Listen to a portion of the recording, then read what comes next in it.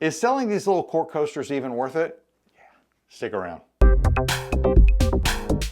This video is about making money selling inexpensive items. Why make a video? Well, I'm selling these little cork coasters and I didn't really expect to see any noticeable income from them, but the other day I started looking and these are adding a significant amount of profit to my total income, enough for me to go, wait, what? It kind of surprised me. It's a small, inexpensive item with a noticeable income. Let's talk about that. Hey everybody, I'm Roy. Welcome back to the channel. Today we're talking about how selling inexpensive items can actually lead to big profits. That's right, small ticket items can make a huge difference for your business. I'm not talking about this being your main source of income. I'm talking about this being a really nice addition to what you're already selling. Could this be your main source of income? Maybe, but the thought and the purpose behind this video is to show how it can be an additional income that you may not have thought about because you're thinking it's not worth it. That's what I thought, but believe me, it is worth it, and I'm going to show you what I mean. Let's use these cork coasters as an example. We're going to make a few in a minute using a really cool jig. But first, let's talk about what motivated me to make this video. My sales are picking up due to the holidays, and I started noticing the numbers being larger than last year. I did a deep dive to see what was causing the increase in sales, and it was a bunch of different small ticket items: bamboo pins, keychains, hat clips, and these cork coasters. I honestly didn't think they'd have the impact to my total sales that they've had, so I wanted to talk a little bit about that. Oh, and at the end of the video, I'm going to share what I believe to be my #1 secret for selling these coasters. Let's talk about the cost and profit of these little cork coasters. All right, I buy and make these for between 22 and 25 cents per unit. That's finished and out the door. The price fluctuation is based on what Amazon is selling them for whenever I purchase them. I sell them for $4. At first glance, you might think, how much profit can you really make selling something for just $4? I mean, where's the big bucks? Okay, fair enough. I think that's what I thought too. Okay, let's break down the cost, but this is assuming you already have a laser. But if you don't, this alone could very well pay for a laser. Okay, let's say you buy 100 coasters for $23.99 or 24 cents each. That's $23.99 up front. You sell each one for $4, that's $400 in sales. Subtract your $23.99 investment and you've made $376 profit. Now, imagine scaling that up. What if you sold 500 coasters? That's almost $2,000 or $1,880. Will you sell 500 in a week? Probably not. Will you sell that many in a month? I don't know, but when you have sold 500, you've profited almost $2,000. The key to making good profit for inexpensive items is volume. As I mentioned earlier, is that the only thing you're going to sell? Of course not. This is all about additional income you may not have thought of.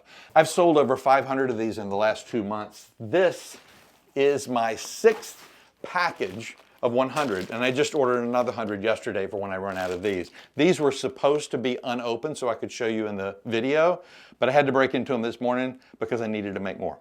And here's a key thinking to all of this. The beauty of small ticket items is that they're affordable and appealing to a wide range of customers. People are much more likely to impulse buy a $4 item than something that costs $40 or $400. I'm going to say those keywords again: impulse buy. The definition of an impulse buy is something that you buy suddenly and without thinking carefully. It's the story of my life. It also lowers the barrier to purchase and thus increases your sales volume. Maybe not by a lot per unit, but it is an increase. And with enough of them, it's a profit increase you'll notice. A friend of mine invented a product and sold it in Walmart's, Walgreens, I think CVS, and maybe even some other places. His per unit cost was only a couple of pennies, but because of the volume, he made literally millions of dollars. You and I aren't going to be selling in Walmart or CVS, but there is potential for a lot of profit from an inexpensive item. And let's not forget, selling a lot of small items has the potential of building trust and repeat customers. Someone may buy a $4 coaster today, and then next week they might buy a set of 4, or even recommend your shop to a friend. This is fabulous! Where did you get it? I got it at Industrial Fringe Boutique. They're fabulous.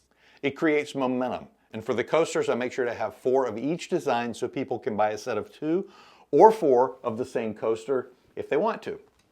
Now, the other day I heard someone mention if you put a $300 item around a bunch of $1 items, you have the potential of devaluing that $300 item. While that's true, and you need to focus on the big picture of what you're selling, I do believe if you have a wide variety of prices, you have the potential of reaching more people with varying degrees of disposable income. What is disposable income, you may ask? Disposable income is income remaining after the deduction of taxes and other mandatory charges available to be spent or saved as one wishes. So basically what I've got left over after I've paid all my bills. So how do you get started? Here's 3 quick tips. Tip number 1, choose a product that's inexpensive to produce but still valuable to the customer. What is value? Value is, I want it, I need it. I want to give it to a friend because they'll find it valuable, or because they'll want it, or because they'll need it, or because it will make them laugh. And we're going to talk about that laughing thing shortly. Keychains, bamboo pins, and cork coasters are all great because they're functional and they're customizable if that's something you offer. Tip number 2, focus on places where you can sell in bulk. Think craft fairs, online marketplaces, or even local businesses. I personally happen to have a few vendor locations and I sell to some local businesses. Tip number 3, keep your production costs low. Buy material in bulk or make them yourself to maximize your profit margin. In the case of the cork coasters, you could buy sheets of cork and cut them out, but at 24 cents a piece, I'll buy them already cut in bulk all day long. You have to remember, time is money, and is it really worth it to take extra time to buy cork sheets and cut them out yourself? Maybe, maybe not, but make sure you factor in your time when making that decision. I bought a roll of cork one time, and when I tried to lay that thing flat, you can have at it. If you're selling online, platforms like Etsy, eBay, Facebook Marketplace, or your own website can make it easy to reach customers. I do find that some of those avenues are often oversaturated, some are hard to promote, but they're all worth looking into. I've also found that local town or city Facebook groups are a great place to go. Some even encourage posting your business. While I don't do it, another option is to offer discounts for buying multiples. If I were going to do that with coasters, I'd probably sell the coasters for $5 each and then offer a set of 4 for $15. That way your average order value goes up and customers feel like they're getting a deal. I used to do that, but I found that with my coasters at least, a lot of people do buy just one, so I'm guessing those people are going to buy them as a gag gift and probably wouldn't want 4 of them. Makes sense, especially after I talk about what I believe to be my number 1 reason for selling so many of these cork coasters. Let's talk a little bit about the coasters. I get these from Amazon. As I said earlier, I pay between $21.99 and $23.99 for 100, and it takes seconds to engrave each one of them on the laser. I probably made 50 of these before I took the time to make a jig, and let me show you this. This is the jig I made. It's not pretty, but it is functional. But I found a much better solution, and it tops my list as one of the 3 all-time greatest inventions ever. And here they are, in order. Are you ready? Wheel. Bread. Power Labs jigs. I'm serious. You have got to take a look at these. They're unbelievable, maybe better than sliced bread, maybe better than the wheel. The jig is from Power Labs. I'm going to leave a link in the description, and it really is awesome. The way it works is there is a base plate, and you take this base plate, you screw it into the F1 Ultra, and then once you put it in, you have extra jigs. This is what I use for the cork coaster. Once the base plate is screwed in, I can take the actual jig, and it just slides right on there. It's magnetic. There's a magnetic base, so I can switch out from one jig to another just by sliding it on, and it catches and locks into place by magnets, and it's easy to pull off. Power Labs jigs, it really is pretty unbelievable. So if nothing else, go check them out. This is the jig I'll be using for mass production on my X-Tool F1 Ultra, and I can do it easy. I don't know why I didn't embrace jigs earlier on in my journey, because they're kind of the deal. If you need to use a jig on an X-Tool F1 Ultra, these are the way to go, and they're amazing. Since we've been talking about coasters, let me dive into that and share some tips. I love that there are 4 spots for making coasters is I make coasters in sets of 4, so it's super convenient. We'll go to the laser in a minute and I'll show you what I mean. Let's go to the computer so I can share a great tip on how I position my design and then engrave these coasters. And we're going to talk about using no jigs and my homemade single jig on the X-Tool F1. And we're going to talk about using these super duper awesome Power Labs jigs on the X-Tool F1 Ultra.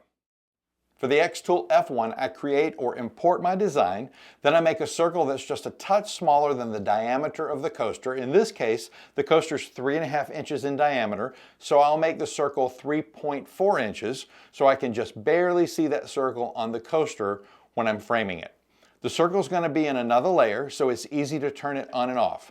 Then I go to the Frame button and choose Outline. When I start to frame, that circle shows up and I can easily move my coaster into place. If I'm using a homemade or single jig, I just move the circle around until it's in position, or I move the jig into position and then tape it down. Then I go back into Creative Space and position the design into the center of my circle. I can then hide the circle layer and the design is perfectly centered on the coaster, ready to engrave. Now let's move over to the F1 Ultra. Here's where these jigs from Power Labs are kick butt. I screw in the base plate, then drop in the cork coaster jig. Once I've done that, I can go into Creative Space and make 4 circles, positioning each of them over the coasters in the jig. Then all I have to do is add designs within the circles, hide the circle layer, and boom, all of the designs are positioned and ready to engrave. Remember, small sales add up fast. Don't underestimate the power of inexpensive products. Whether it's cork coasters, keychains, hat clips, stickers, or pins, these little items can make a big impact on your bottom line. And remember that #1 secret I mentioned at the beginning of the video about selling these coasters? Here it is. I use humor and sarcasm. A lot of it. This is just a small example of some of the coasters I sell. I can all but guarantee most of my coaster sales are based on people laughing at them, then buying them as a gift for someone else. Humor sells, and that's no joke. There are any number of stats validating the fact that humor drives sales. Research from Oracle indicates that 90% of consumers are more likely to recall a product or brand associated with a humorous treatment, and 72% would choose a brand that uses humor over their competition. Here's one more. 80% say they're more likely to buy something again if the brand is funny. Humor in advertising and sales is so important, I'll probably do a video on it down the road. Speaking of road, why did the cow cross the road? To get to the other side to stake a claim? Relax, don't have a cow, but I am gonna milk this for all it's worth. I'm adding a new playlist to this channel titled Growing Your Small Business. Regardless of what you sell, I'm hoping this new playlist and the videos within will be able to help you in some small way with your business, so definitely look out for those. If you enjoyed this video, I encourage you to like it, definitely subscribe to the channel, and click that notification bell to know when new videos are released. Speaking of bells, why do cows have bells? Their horns don't work. Thanks so much for watching. I'll see you next time.